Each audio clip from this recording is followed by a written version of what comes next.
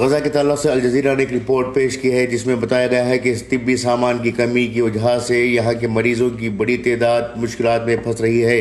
ڈاکٹروں نے بتایا کہ حاملہ ماؤں اور نوزائیدہ بچوں کے مستقبل کے تعلق سے انہیں تشویش لاحق ہو رہی ہے۔ ڈاکٹر اشرف محمود البشیتی نے الجزیرہ کو بتایا کہ بجلی کی سپلائی کی وجہ سے اسپتالوں میں مریضوں کا علاج کرنا ناممکن ثابت ہو رہا ہے۔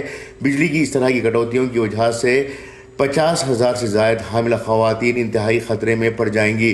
سیو دی چلڈرن نامی ادارے نے بتایا کہ اکتوبر کے اوائل سے 2023 کے آخر تک غزہ میں تقریباً 15,000 خواتین کی بچوں کی پیدائش متوقع ہے۔ یہ سب بڑھتے ہوئے تشدد کے درمیان سنگین خطرے اور طبی نگہداشت، پانی اور خوراک بحران کی انتہائی سطح پر مشکلات کا سامنا کر رہی ہیں۔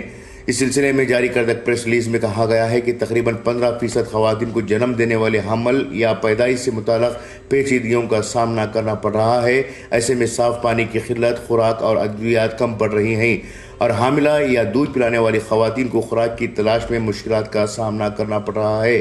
پہلے ہی شدید قلت کا سامنا کرنے والے اسپتالوں اور صحت کی سہولیات پر حملے ہو رہے ہیں، جس سے ہزاروں مریضوں بشمول حاملہ خواتین اور نوزائیدہ بچوں کو شدید خطرات لاحق ہو رہے ہیں۔ اسپتالوں کے مناظر خوفناک ہیں، جہاں پر دالانوں میں حاملہ خواتین سو رہی ہیں اور وہ درد کی وجہ سے پریشانیوں کا سامنا کر رہی ہیں۔ دوسری جانب اسلامی تحریک مزاحمت یعنی حماس کے عسکری ونگ القصام بریگیڈز نے جمعرات کی شام اعلان کیا ہے کہ اس نے کل جمعرات کو صہیونی فوج کی مزید 21 فوجی گاڑیاں تباہ کر دی ہیں۔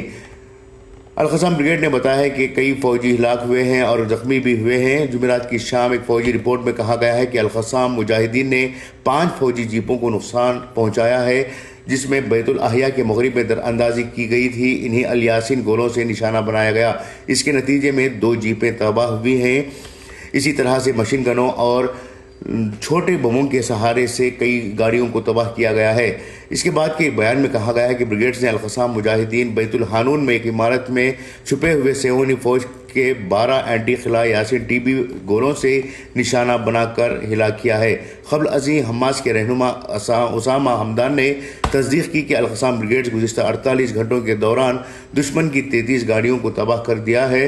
اسی طرح سے کئی فوجیوں کو ہلاک کرنے میں بھی کامیابی حاصل کی ہے۔ بیورو رپورٹ، انقلاب نیوز، غزہ۔